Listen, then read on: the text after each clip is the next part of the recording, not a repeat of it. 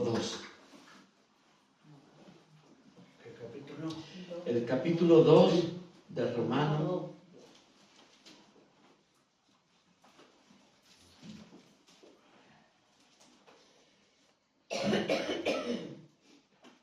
Vamos a leer en el versículo 4, en el nombre del Padre, del Hijo y del Espíritu Santo. Que Dios bendiga su palabra en nuestra vida. Dice así la palabra del Señor: oh, menosprecias las riquezas de su benignidad, paciencia y longanimidad, ignorando que su benignidad te guía al arrepentimiento. Hasta ahí la palabra del Señor. Podéis tomar asiento.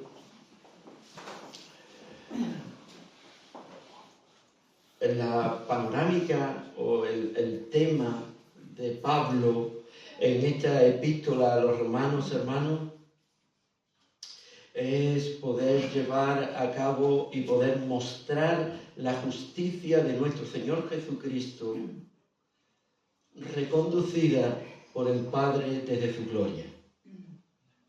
Se revela, hermano, aquí nuestro Señor Jesucristo como la respuesta de la magnificencia de Dios, pero a la vez de la misericordia y de la bondad de Dios. Su ira es manifestada. La paga del pecado es la muerte. El juicio de Dios, hermano, no puede ser tomado por alto, porque si no Dios se contradeciría a él mismo, se llevaría a cabo lo que es una contraposición de la verdad. Dios muestra su amor para con nosotros, que aun siendo pecadores, Cristo murió por nosotros. Pero a la vez Dios ha mostrado su ira también, su ira al pecado. Aquel que pecare morirá irremisiblemente. No hay nada en la Biblia que no sea, hermano, ajustado al juicio de Dios después de haber desobedecido la palabra de Dios. No hay nada que Dios haya pasado por lo alto, teniendo en cuenta su bondad y sin tener en cuenta también su justo juicio ante la intolerancia del pecado. Por lo tanto, Dios está usando aquí a nuestro hermano Pablo para esto mismo, porque este tema en el Señor Jesucristo, la justicia de Dios se está revelando. ¿Y cómo se revela la justicia de Dios por medio de Cristo? Pues evidentemente poniendo su vida en rescate de los demás. Dios toma como contrapunto, hermanos, al plan salvífico suyo a su Hijo Jesucristo. Dios no puede tolerar que su ley sea menospreciada o falta de realidad y de poder llevar a cabo los planes de Dios. Dios tiene que cumplir su plan y lo tiene que hacer pasando, hermano, por encima de todos aquellos que puedan querer reservar su vida por su buen hacer, por su buen deseo. Esto no cumple la ley de Dios. Y Dios tiene que hacer un justo juicio. Y no hay nada, no hay nadie, ni en los cielos ni en la tierra, que pueda llevar a cabo, hermano, mitigar o hacer justicia por el pecado. Tan solamente Cristo. Ahora bien, cuando el Señor está hablando aquí con un supuesto judío legalista, que francamente lleva las cosas a su lugar. Este judío que está aquí, que es imaginario, pero que a la vez está haciendo entender con esta conversación que tiene, paradójicamente lo lleva a los oyentes a poder analizar todo lo que Pablo está diciendo aquí en la palabra. Y Pablo sí que está diciendo que hay unas consecuencias por el pecado. Y también que el pecado es intolerante. Y por el deseo del hombre de querer seguir así, Dios lo tiene que abandonar a sus pecados, a sus deleites. Pero hay aquí, hermano, en este capítulo hay un punto de inflexión. Nunca debemos de ignorar, pasar por alto. Si podemos hablar de la justicia, de la intolerancia al pecado de Dios, debemos también de poder abrir una puerta a la esperanza para poder también traer a nuestras vidas hasta cuánto Dios es paciente. No es lo mismo mi paciencia que su paciencia. E indiscutiblemente tampoco tiene nada que ver la paciencia de Dios con la paciencia nuestra. El texto dice, o menospreciáis las riquezas de Dios, o menospreciáis las riquezas de su benignidad. Esta palabra se utiliza mucho en el clima, ¿verdad? Un clima benigno, en el que uno se encuentra a gusto. Y es un clima que me hace estar viviendo en armonía. No es un clima que esté enrarecido, que huela mal. El clima que el Señor provoca cuando Dios viene y se mueve es un clima que gusta, que agrada. No nos lleva a ninguna repugnancia, ni tampoco lleva al hombre a no desearla. Dios es bueno, Dios es benigno. Y esta realidad Dios la manifiesta, y cuando Dios manifiesta su benignidad, nada ni nadie, hermano, está exento de poderla recibir. Aquí hay una pregunta. ¿O menosprecia la riqueza de su benignidad, paciencia y longanimidad? La longanimidad, hermano, es un hebraísmo que está utilizando aquí Pablo, como cuando uno lee el libro de los Salmos y dice el salmista, pacientemente esperé en el Señor. Quiere decir, esperé esperando. Estoy esperando, pero mi espera es continua. La benignidad de Dios es longánime. Longanimidad lleva más allá de la paciencia y de poder estar esperando algo. No es llegar a un punto en el que la paciencia ya se acaba, no, todo lo contrario. La longanimidad es una palabra compuesta, longa, larga, y animidad es de ánimo, un ánimo continuo. El ánimo del Señor no decae. Por lo tanto, la pregunta, hermano, en esta mañana nos tiene que llevar a reflexionar cuál es el carácter de Dios para guiar a las personas al arrepentimiento. Dios tiene un camino y sabemos que es Jesucristo. No hay otro camino. Pero Dios es el único ser que trata de una manera personal con el hombre. No hay nadie, por muy evangelista, por muy dotado, por muy consciente de lo que está diciendo, por muy atenta que esté una congregación o una persona que esté oyendo el Evangelio, no hay nadie que se compare con lo que Dios es para llevar al hombre al arrepentimiento. Es Dios quien hace la obra.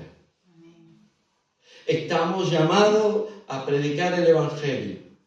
Estamos llamados a predicar la palabra de Dios allá donde estemos, a tiempo y fuera de tiempo, a poder llevar a los hombres y a las mujeres a los pies de Cristo. Pero quiero en esta mañana, hermano, decir y dejar claro que tan solamente hay una base en la que Dios lleva al hombre al arrepentimiento, y tan solamente es su amor bendito. No existe estrategia ninguna. No hay iglesia estratega que pueda multiplicar. Lo vemos en el libro de los Hechos de los Apóstoles, cómo el Espíritu Santo se movía y Él era quien añadía a la iglesia los que habían de ser salvos. No era cuestión de estrategia. Ellos estaban muy, pero que muy capacitados. Los dones de Dios estaban sobreabundando en la vida de ellos. Incluso con dificultades. Incluso con momentos donde no se veía realmente el testimonio del Señor, cómo la iglesia iba yendo hacia adelante. Vemos ahí a Ananías y a Zafira, ¿verdad? Vemos también a otros que había no estaban muy cómodos porque los griegos no eran asistidos como debieran de ser. Vemos también a Bernabé y a Pablo cómo tienen tal discusión que ellos se separan uno del otro. Sin embargo, siempre estamos viendo la obra del Espíritu de Dios. No podemos escoger. No podemos llevar nosotros a saber. No podemos llevar una iglesia perfecta. Este es nuestro sueño, pero no es la realidad. La iglesia perfecta estará en el cielo. ¿Cuántos dicen amén? Amén. Mientras que estemos aquí, permítanme la expresión, bregando, estaremos viviendo en un mar de confusiones a veces, de distorsiones, pero aún y a pesar de todo, el Señor es el que va a llevar las personas al arrepentimiento. Por eso no debemos de ignorar nunca. Digamos que debe de ser el sello de identidad, la benignidad de Dios y la paciencia que guía al hombre al arrepentimiento. Amén. Si no hubiera sido por la paciencia de Dios, en el momento que hubo un desacato de la ley, el hombre de la raza humana dejaría de haber existido. Pero Dios abrió una puerta a la esperanza. La abrió, piense usted en esto, antes de mandar las consecuencias del pecado. El hombre pecó y Dios no le dio, hermano, las consecuencias que él iba a sufrir. Él abrió una puerta a la esperanza. Y cuando se abrió esa puerta a la esperanza, ellos pudieron llevar a cabo toda la maldición que trajo este pecado. Recibieron ese pecado, recibieron entenderme bien, como castigo, ¿verdad? Como corrección de Dios. Todo lo que había venido, maldecir la tierra, el hombre dejaría de señorear sobre los peces, las bestias, la mujer daría a luz, con dolores se multiplicaría, y así un etcétera, etcétera, de cosas malas en realidad. Pero antes de todo esto, el Señor le da la promesa. Yo pondré enemistad entre tu simiente y la simiente tuya. La simiente del diablo te herirá en el calcañar, pero la simiente tuya lo herirá en la cabeza. Y abrió una puerta a la esperanza, y en esa esperanza vivían. Pues bueno, hermano, esa esperanza es igual a paciencia. Dios no solo dio una esperanza a la humanidad, sino que esperó también, tuvo paciencia, fue bueno, benigno, para esperar el tiempo de la gracia y poder manifestar su gracia a la humanidad. ¿Y cómo lo hizo? A través de los tiempos trajo a nuestro Señor Jesucristo. Dios revela su gracia para con la humanidad por medio del único sacrificio, del único juicio justo que se podía haber hecho por medio de Cristo. Pero aún así Dios ha tenido esa paciencia. En vez de aniquilar, Dios ha tenido paciencia hasta que llegó el tiempo del alumbramiento. El tiempo que Dios envió a su Hijo. El tiempo que nosotros, hermanos, estamos viviendo es un tiempo de gracia. ¿Cuántos dicen amén? Amén. Y en ese tiempo de gracia estamos viviendo. Ahora, en el título de la predicación lo he titulado, hermano, del dolor al propósito divino. Repito, del dolor al propósito divino. Podríamos decir algo que es común cuando uno está pasando por momentos de dolor. Hay una frase muy común que es la siguiente: el tiempo lo sana todo. Si nosotros esto lo llevamos al contexto donde nosotros estamos hablando del justo juicio de Dios, el tiempo no sanó nada.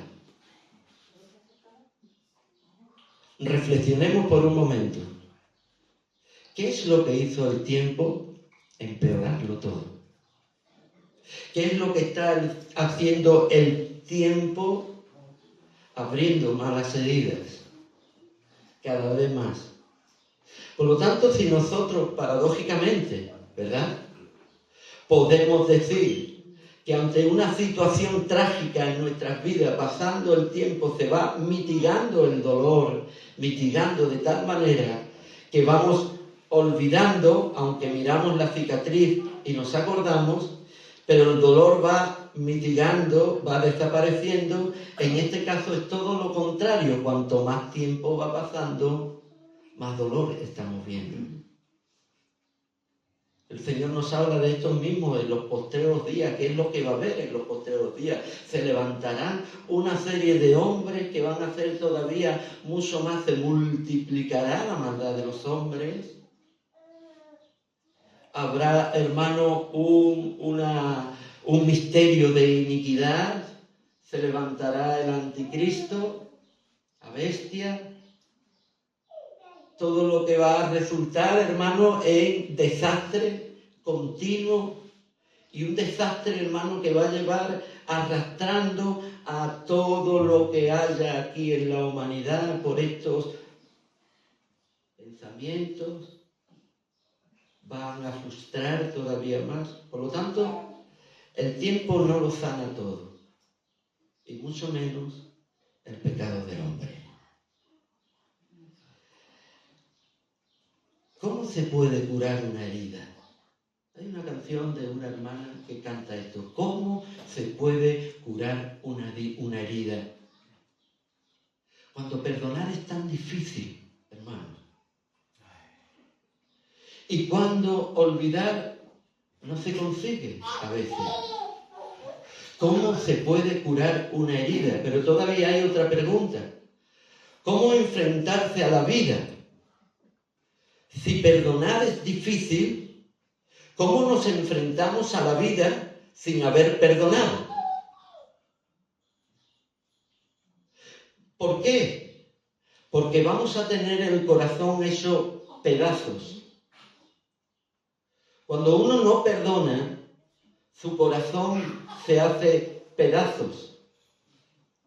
Está roto. Hay una gran desilusión, se quiebra el mundo, parece ser, y pega golpes continuamente en nuestras vidas. Una persona se sentía mal y el que iba a su lado, hablando con él, qué mal me encuentro y sabía de un gran problema que tenía. La persona que tenía el dolor estaba continuamente, me habré comido esto, me habré comido aquello, me habrá sentado mal esto, no sé, lo que comí, lo que cené. Esto es lo que normalmente decimos cuando una persona no se siente bien. Lo que comiste te sentó mal, solemos decir. Pero esta persona le dijo, creo que igual puede tener un problema más grande. Que posiblemente lo que te coma por dentro es lo que no te deja vivir. A veces hay problemas en la vida del creyente y en este caso en la vida del hombre, que lo que ha comido no lo deja vivir.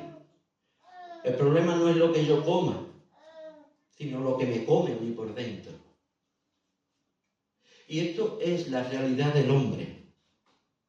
El hombre está, hermano, siendo comido por dentro continuamente y la herida con el tiempo no se cura.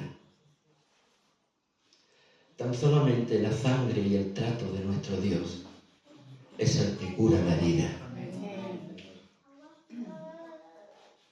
Cada uno de los seres humanos sabemos cómo está nuestro corazón. Porque Dios no ha venido a conquistar tan solamente a hombres y mujeres. Dios ha venido a conquistar mi corazón. Dios quiere atrapar su corazón. Cuando Dios atrapa un corazón, difícilmente es que se escape de él.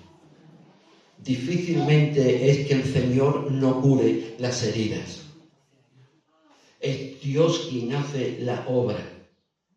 Por eso el texto que nos hemos referido, hermanos, nunca debemos de menospreciar la benignidad de Dios.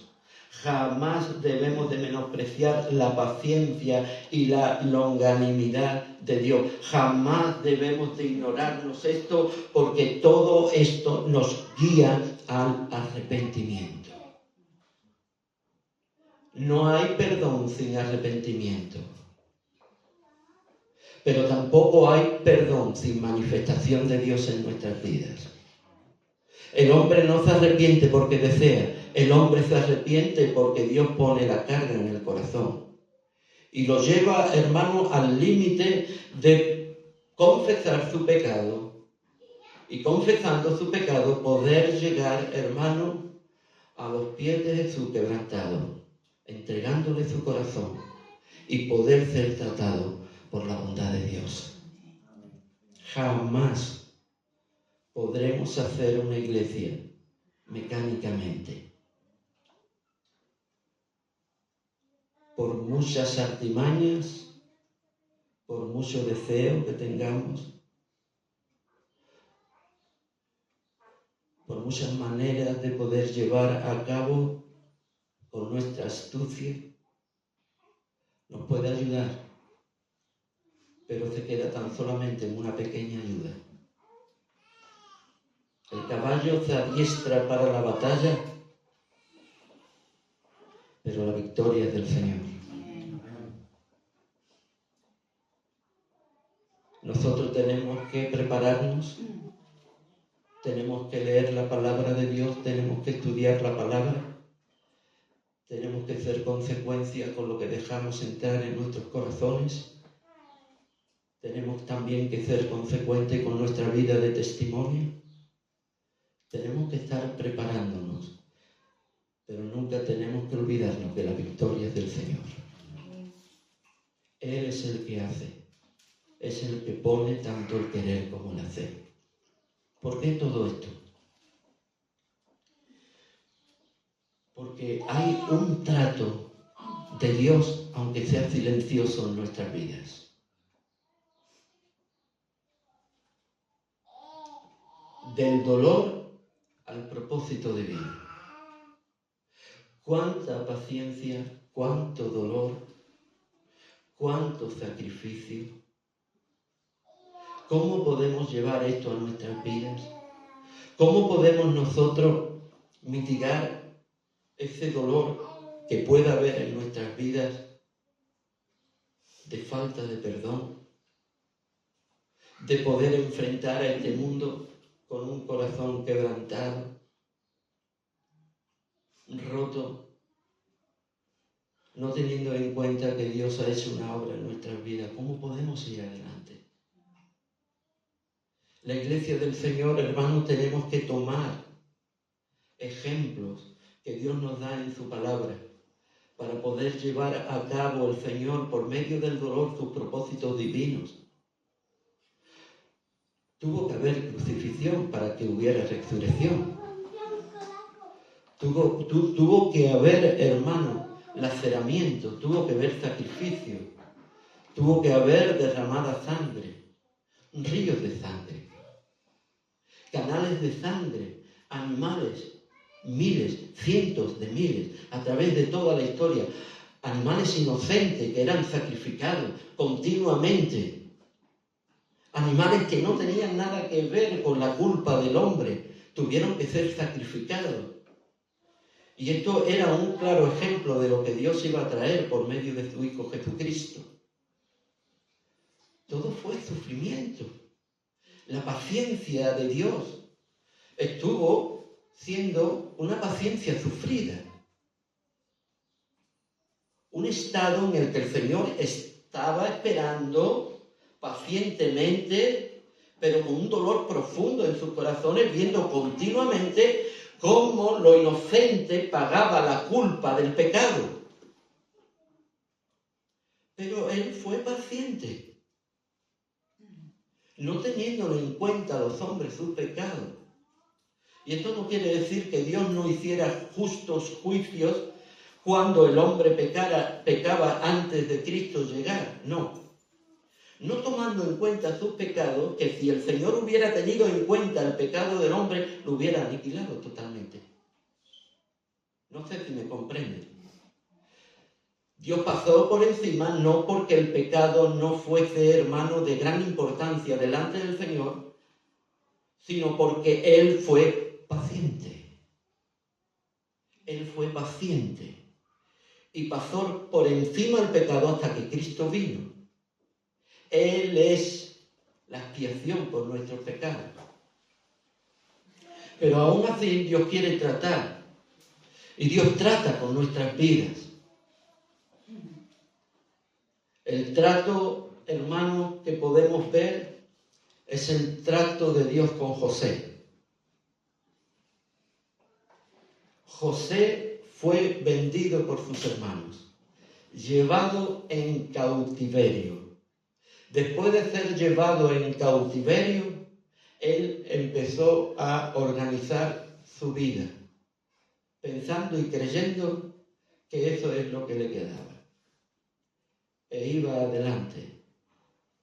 En esa situación en la que él se encontraba cómodo, porque Dios le había dado por medio de este hombre la mayordomía de todo lo que tenía este Potifar, llega un momento, hermano, de gran dolor. Y es cuando la mujer de Potifar se encapricha con José. José, conocéis la historia, es denunciado y es llevado a la cárcel. Después de estar en la cárcel, hermano, el Señor lo bendice y lo pone como la mano derecha del carcelero. Y le lleva todos los negocios de la cárcel. Y cuando llega a ese momento, Dios le pone a dos hombres, copero y panadero, y le descifra y le lleva adelante un plan de Dios que iba a trazar con estos hombres. Uno iba a ser salvo y el otro iba a ser colgado. ¿Sabéis? El copero y el panadero. Pero cuando le da la noción al copero, le dice, acuérdate de mí. El copero no era alguien que tan solamente le daba el vino, era el hombre de más confianza del rey. Acordaos de Nehemías. Cuando le pide algo que quieres, le dice, los sepulcros de la casa de mi padre están todos destruidos y las murallas de Jerusalén. ¿Qué quiere? Pídeme qué es lo que quiere y el rey se lo otorga. El copero tenía, hermano, la gracia de poder estar no tan solamente dándole el vino, sino también una gracia especial y un rango, hermano, como misil. Por lo tanto, le pide al que él sabe que lo puede sacar de la cárcel, pero no se ve en esa. Pero Dios está manejando, hermano, en medio del dolor, el gran propósito de Dios. Le hablo a los corazones partidos, a los corazones que no han llegado, a lo mejor, a poderse desprender de cosas que le hacen daño. ¿Pensáis que José no se acordaba de sus hermanos y de lo que le había hecho? Pensemos por un momento, hermano, cuando me acuerdo que mi hijo era muy jovencito, tenía 20 años y estaba trabajando en Matalascañas, y él cuando ponía la canción esta de Pastora, ¿cómo se llama? No, la niña Pastora, la de que habla de Cádiz y demás, pues mi hijo dice que se emocionaba tanto porque se acordaba de nosotros. Claro, se llevaba allí un mes o se llevaba allí un tiempo, ¿verdad? Y tenía, pues bueno, unas ganas de poder ver a sus padres, a sus hermanas, y era... Imaginémonos a José. Pensamos que él no se acordaba de su padre, de su hermano pequeño, de la traición que le había traído. Esto era doloroso para él. Era doloroso para él. No sé si usted tendrá cosas que le esté doliendo en su corazón. No sé si usted habrá soltado lastre y estará buscando que Dios libere situaciones, confrontamientos. La benignidad de Dios, la bondad de Dios nos lleva al arrepentimiento. ¿Amén? Amén. Nos lleva al arrepentimiento. Este hombre, José, tan solamente sale de allí por la providencia divina. Faraón tiene un sueño. Conocéis las vacas y las espigas. Y él controla ya todo el cotarro. Él se hace primer ministro. Lo lleva a poder estar en el segundo carro de Faraón. ¿Pero pensáis que no se acordaba de la traición de sus hermanos? Sí. ¿Pensáis que no se acordaba de su padre, de su hermano pequeño, de su túnica de colores, del amor del padre? Sí, indudablemente se acordaba. Pero Dios tuvo que obrar en medio de ese dolor, de ese corazón partido, de ese corazón roto por las diferencias que había tenido con sus hermanos. Dios tuvo que ir trabajando continuamente sin cesar en el corazón de José para llegado el tiempo, él pudiera haber recibido a sus hermanos. Él tuvo paciencia. Él fue benigno con sus hermanos. Él trató a sus hermanos no como sus hermanos lo trataron a él. Dios transforma, hermanos, la crucifixión en resurrección. Dios nos lleva del dolor al propósito divino. Dios trae a nuestras vidas sanidad de nuestros corazones. Es el único que sana nuestros corazones. Jesús toma un camino diferente cuando nosotros comparamos a nuestro Señor Jesucristo con José. Quiero decirle, hermano, que hubo un José mayor que él, que es nuestro Señor Jesucristo. José fue bueno, José pudo olvidar, José no trató a sus hermanos como ellos lo trataron a él, pero José solo pudo mantener a ese pueblo durante un tiempo. Dios utilizó a José, pero vino un José todavía mayor, que es nuestro Señor Jesús. Él vino a los suyos y los suyos no le recibieron. Él estaba en el mundo y el mundo no lo conoció. Él vino a este mundo siendo Dios y se hizo hombre y se humilló hasta la muerte y muerte de cruz. Él vino a este mundo a morir por ti y por mí. Y lo vino para conquistar nuestros corazones. Él no vino tan solamente para que nosotros vivamos eternamente en el cielo. A Él no le interesa nada de esto.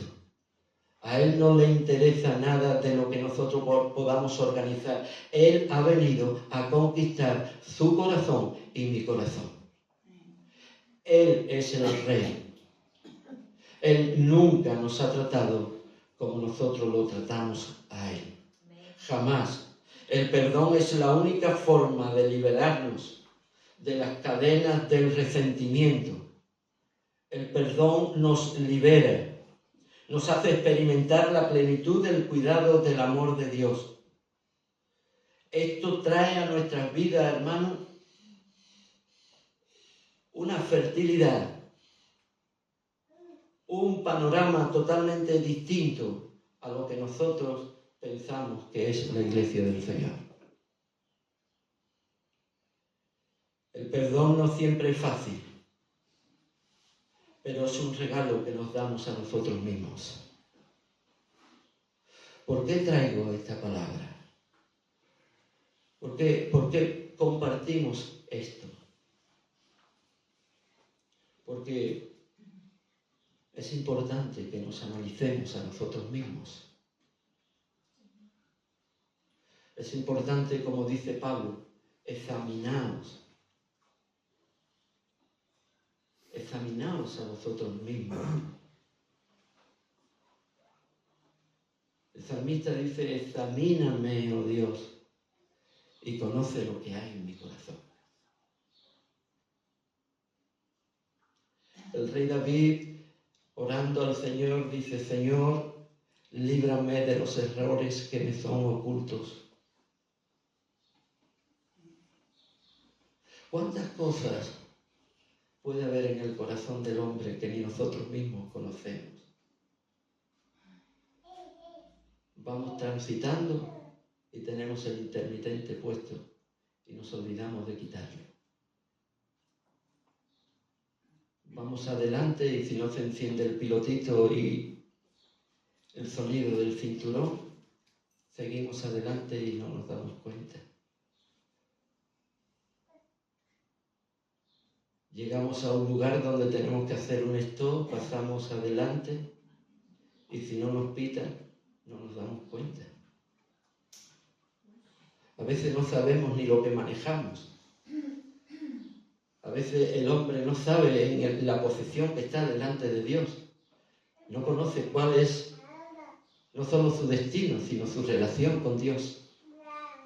Y es tan importante para la iglesia, hermanos, que sepamos dónde está nuestro corazón y quién está tratando nuestro corazón.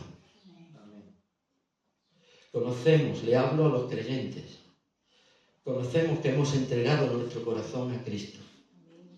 Pero mi pregunta es, ¿Dios está cambiando mi corazón?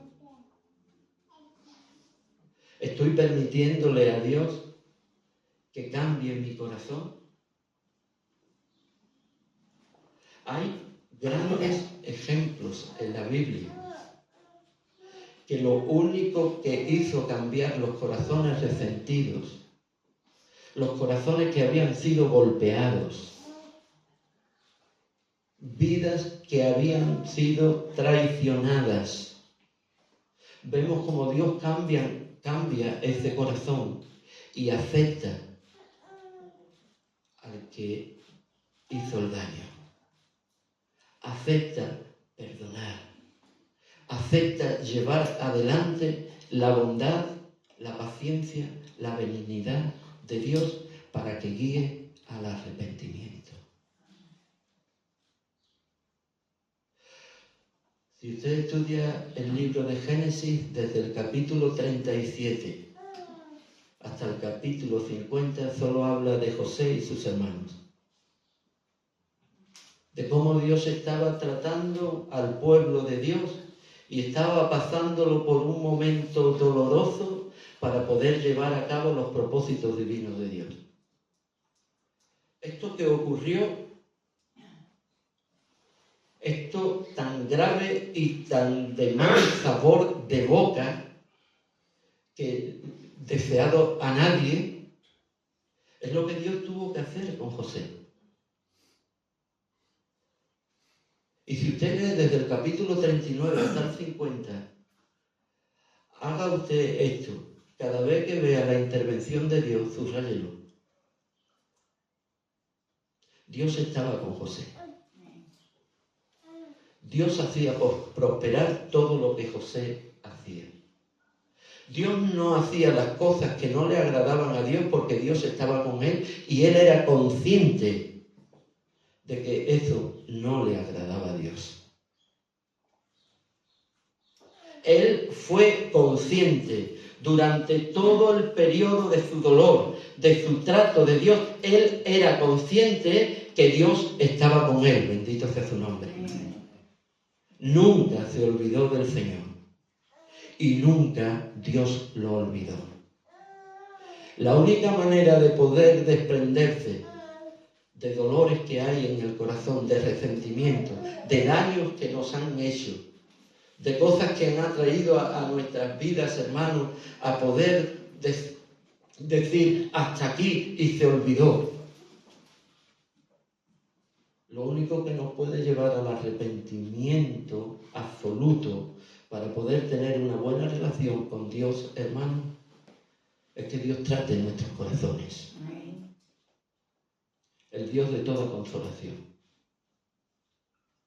Él es el único que da consuelo a nuestras vidas.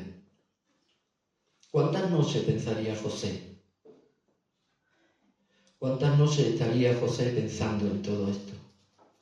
En el gran daño que le habían hecho sus hermanos. Cómo lo habían arrancado del amor de su padre.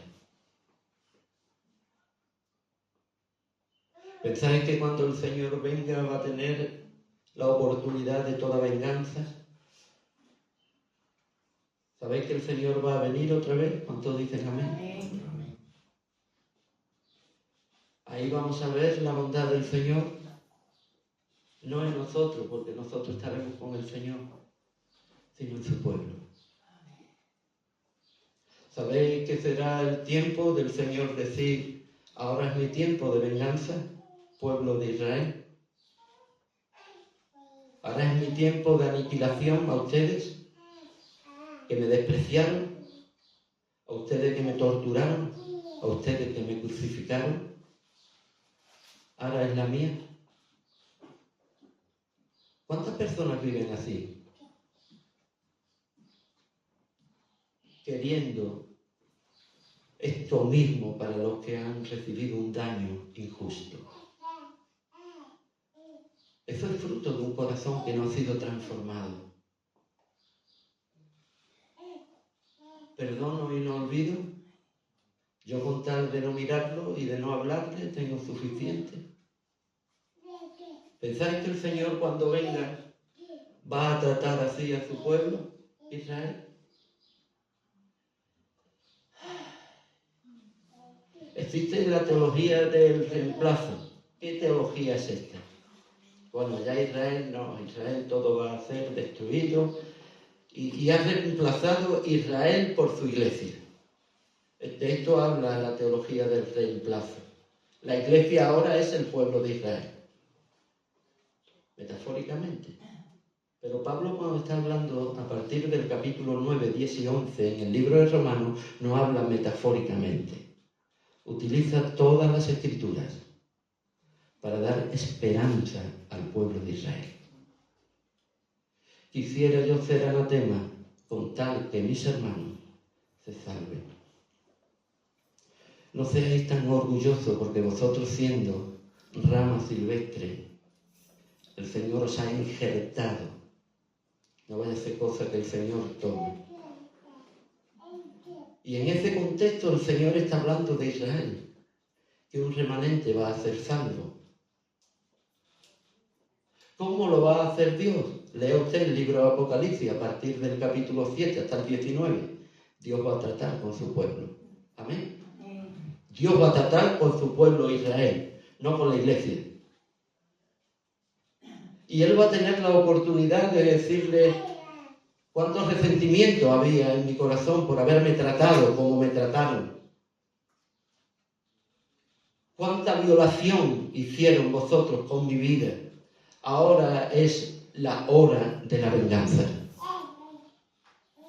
¿Creéis que Dios va a hacer eso con su pueblo? ¿Sabéis dónde lo va a llevar el Señor? Al arrepentimiento. ¿Quién lo va a llevar al Señor? ¿La Torá? ¿La Cábala? ¿Los estudios que ellos tienen para interpretar la ley y los profetas? ¿Eso lo va a llevar al arrepentimiento? Nada de eso va a servir. Lo único que va a servir es la benignidad de Dios por amor a los patriarcas, por amor a su siervo David, por amor a lo que Dios había prometido que iba a hacer con su pueblo.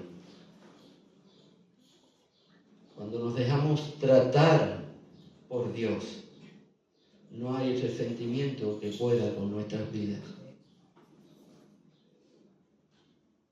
Qué maravilloso, ¿verdad? Que José le dio lo mejor que había en la tierra para sus hermanos.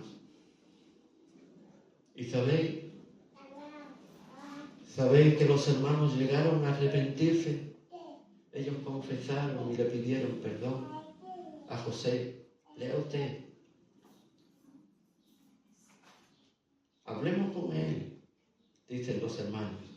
Hablemos con él y hagámoslo recordar que nuestro padre estuvo diciéndole que nos perdonara.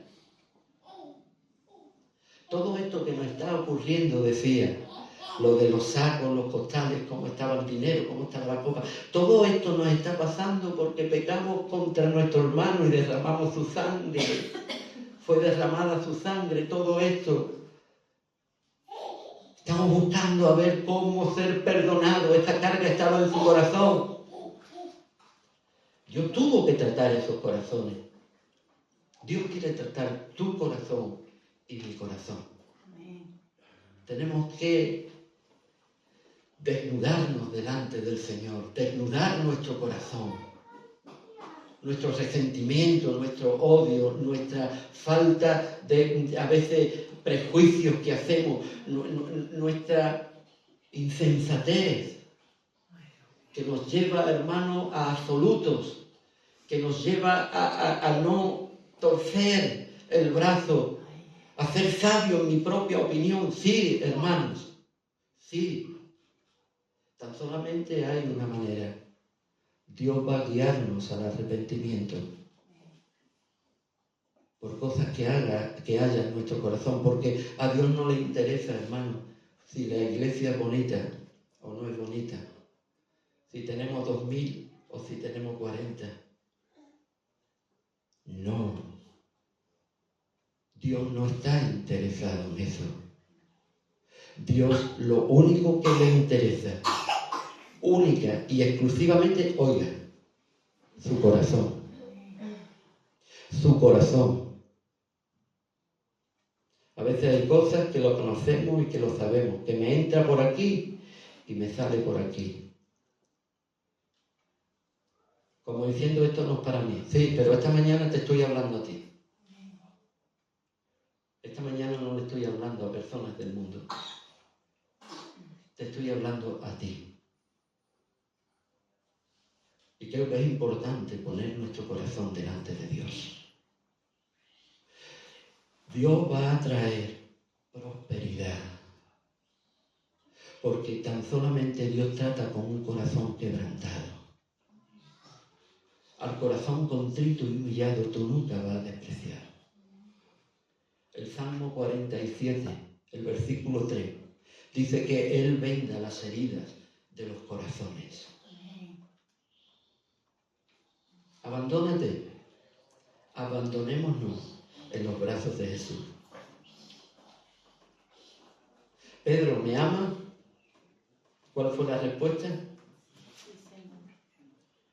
Después le dijo, Pedro, ¿me amas? ¿Cuál fue la respuesta? Señor, tú lo sabes. La tercera, Pedro, ¿me amas? Y no le contestó. Tú lo sabes, Señor. Dios ya le habría hablado a él por medio de su mirada cuando se fue llorando del patio. Pero él tiene que seguir tratando con él. ¿Es verdad que me amas? ¿Es verdad que yo vivo en tu corazón? ¿Es verdad que tú me dejas que controle tu corazón? El único rey, el único Señor, el que tiene el señorío de mi corazón, de mis sentimientos, de mis deseos, de mis anhelos. ¿Estoy yo sobre todo? ¿Estoy sobre tu negocio? ¿Estoy sobre tu familia? ¿Estoy sobre la iglesia? ¿Estoy sobre todo? Si es así, Pedro, es verdad que me ama. Es verdad que me ama. Yo necesito más y más de Cristo. La iglesia necesitamos más y más de Cristo. Conocemos muchas cosas de Él, pero a veces hay poca relación con Él. Hermano, reciba esta palabra de parte del Señor. Una palabra que me está humillando a mí primero. Una palabra que me humilla a mí. Que estoy recibiendo de parte del Señor. Pero es una palabra que glorifica al Señor. ¿Cuántos dicen amén? Es una palabra que nos desnuda delante del Señor. Y si usted lo está haciendo, pues gloria a Dios. Y usted se cree que está sano, que no necesita nada de la palabra que ha oído en esta mañana, pues la palabra no es para usted. Pero no me cabe la menor duda que Dios está perfeccionando nuestras vidas. No me cabe la menor duda que el Señor me está humillando en esta mañana para que Él se glorifique. Busquemos al Señor y su poder. Busquemos que el Señor esté glorificado. Rompamos las ligaduras. Arrepintámonos, perdonemos, busquemos la paz, busquemos el poder estar en paz con todos los que tenemos a nuestro alrededor. Busquemos que no fue una venganza de parte del Señor, sino que fue la benignidad, la paciencia, la longanimidad la que me llevó al arrepentimiento. Busquemos esto y Dios mirará a su iglesia con otros ojos. Que Dios bendiga su palabra. Nos ponemos de pie, hermano. Vamos a pedirle a nuestro hermano Pepe que ore al Señor, que Él nos despida.